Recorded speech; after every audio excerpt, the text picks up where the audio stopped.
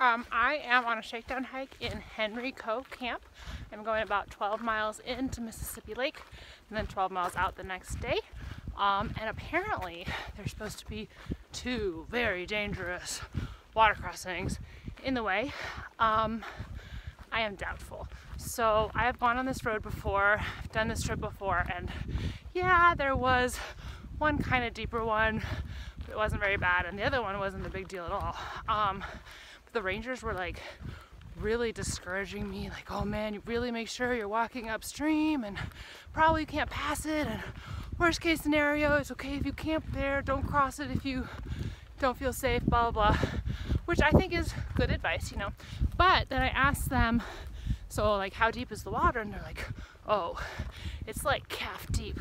And I'm like, oh, because in my opinion, that's not so bad. So I kind of told them, I'm like, well, I hiked the Sierras in 2017, like, I think I'll be able to make a good decision. And so they kind of backed off after that because they really seemed to be discouraging me from going solo to this trip. So we're gonna see how bad it actually is, and if it was actually bad, or if they're just kind of worried about, like, I don't know, a solo hiker or a solo female hiker is possible. So we'll see. The purpose of this trip is mostly training, but I'm also testing out some gear, of which I forgot half of it at home because I'm an idiot. None of it's important. I have all the essentials, but like, I had this like really good idea. I was going to settle the debate of buff versus bandana once and for all.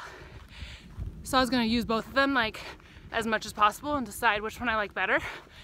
I forgot both of them. I don't have either. Who knows? The debate will never be settled. I also forgot a camp pillow, and I also forgot gloves. So all of those are luxuries.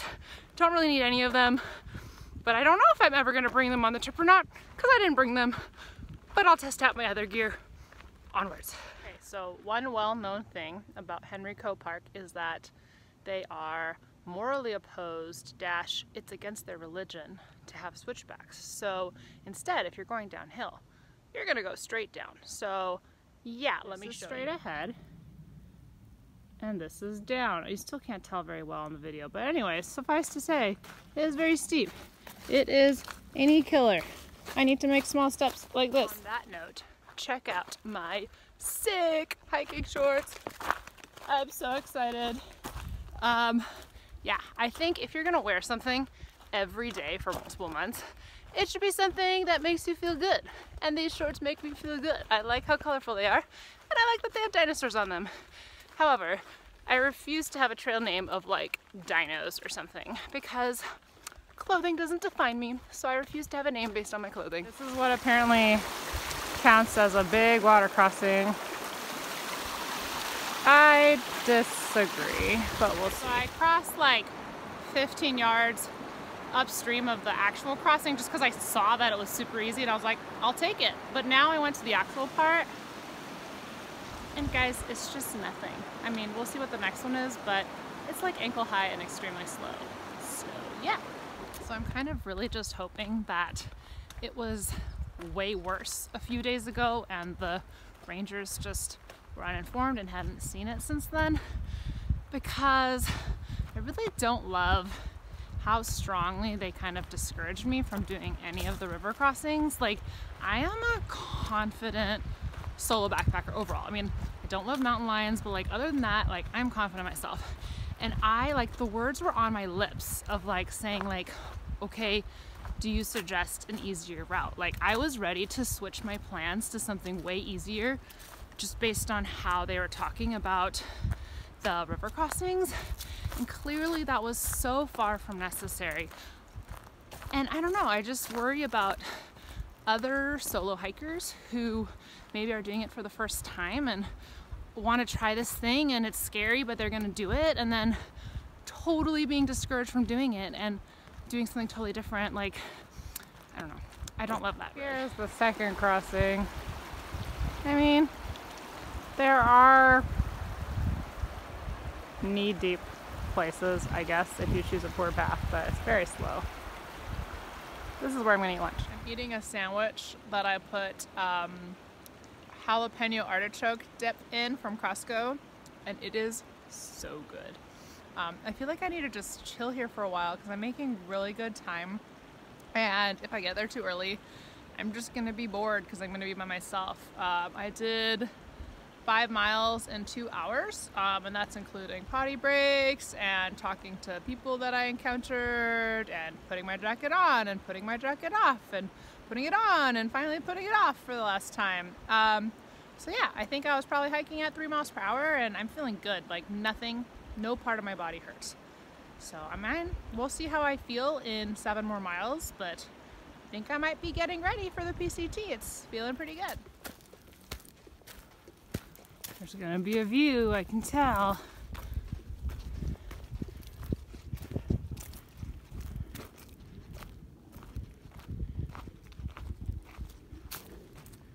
Okay, has anyone gotten blisters from their trekking poles? Because I just did. That's new. How does one avoid that? Okay, I definitely had some false bravado at lunchtime dash. I forgot that the second half of this trail is way harder than the first half. I mean, I'm still doing great. My body still feels good, but let's just say I am definitely getting a cardio workout. There's just so many false summits and pointless up and downs and everything straight up that I'm definitely really tired. But I have less than 4 miles left, so that's good. Okay, so I made it to camp just before 4, and I started hiking at 10:30 and took about a half an hour lunch break. So overall, I did 11 miles in about 5 hours. I thought I was gonna hike 12 miles, but I found a camping spot like right away. I thought I was gonna have to hike all the way around the lake. But anyways, when I'm solo, this is always super strategic. But you might notice there's like a boulder and lots of bushes right behind me. That's on purpose because I always like to put a tent. I haven't set it up yet, but it's right there. I always like to put my tent like next to something. Theoretically, it's a good wind shelter, but that's not the reason why I do it. I do it because then I can stand somehow and be like, oh, there's no mountain lion that is creeping up on me. I can see everywhere and I feel great. So I definitely do that on purpose. But anyways, I am here at Mississippi Lake, right here.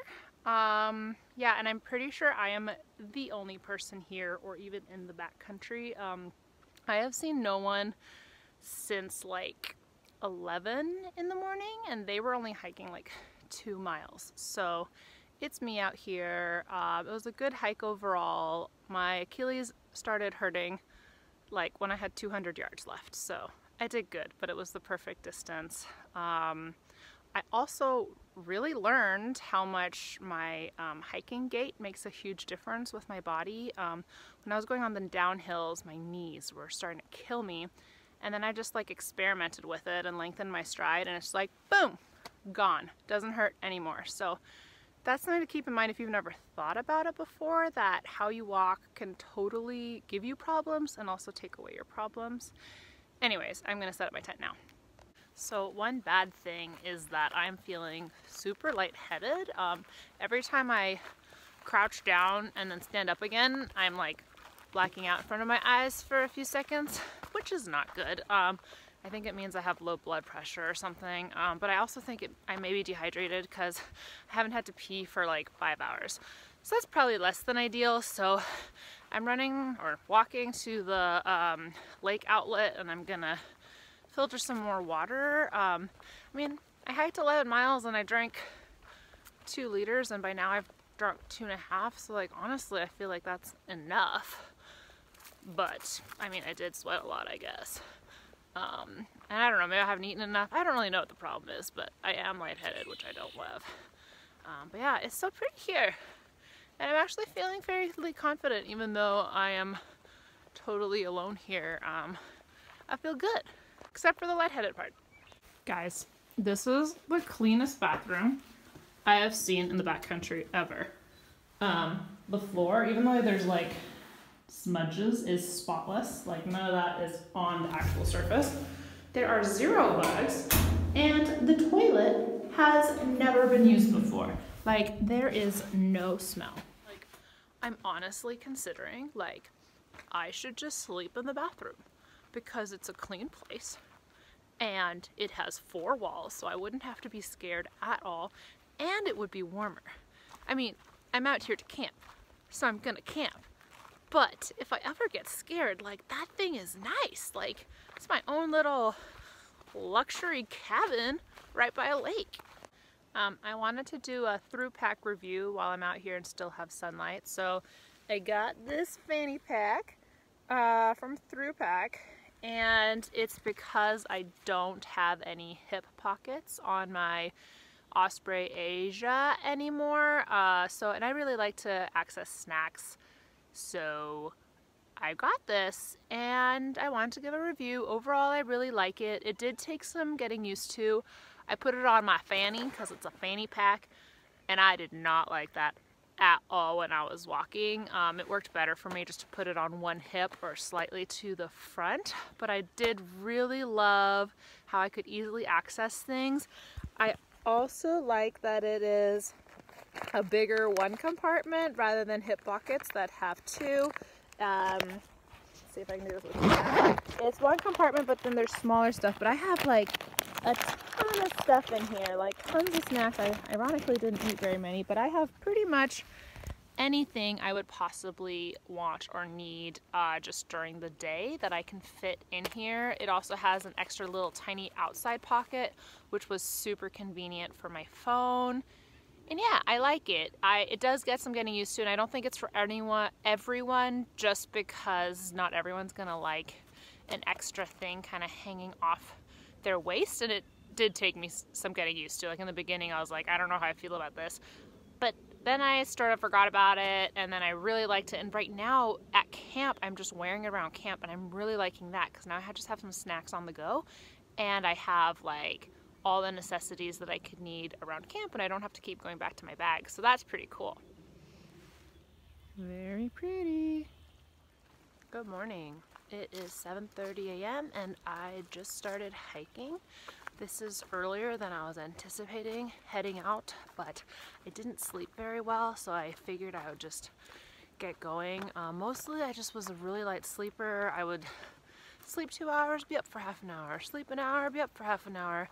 And I think mainly it was just I was not sleeping deeply enough. I read a study recently that humans can also sleep with only half of their brain, and that they specifically do that when they are in a new place for the first time. So I think I was definitely doing that because there were frogs like ribbiting outside. It was like, I think it's breeding season or something. And they would do that for most of the night, but not all of the night. And so the actual sound didn't bother me at all, but as soon as they would stop, like it would be like ribbit, ribbit, ribbit, and all of a sudden it would be silent, and I would just get like shocked away, like because of the difference. And I wasn't scared or anything, but I just wasn't sleeping deeply. And then also I got really cold, like not too cold. I wasn't shivering or anything, but it was cold enough that I wasn't comfortable. And specifically, I think I need to replace my sleeping pad. I love my Z-Lite Sole, so I might just get another one and hope that a newer one is going to be better, just because I've used it for a really long time. It's probably lost some of its padding and stuff, but I could just feel the coldness radiating through my sleeping pad. Like my sleeping bag was warm, but I could just feel that coldness from the ground. It was supposed to be like 40, but that was for the entrance of the park, so it very well might have been mid-30s here. But anyways, I definitely can't go onto the PCT with my current setup with how cold I was, because it's supposed to be like 20 degrees sometimes. So I'm gonna look into sleeping pads. I don't like the blow up ones. It just annoys me to have to do that all the time, and I also don't like how noisy they are. So hopefully I can just get another Z-Lite Sole, but I will look into the other options as well. But yeah, so now I'm gonna be hiking. I don't know if I'll update anymore. We'll see. This might be my last video.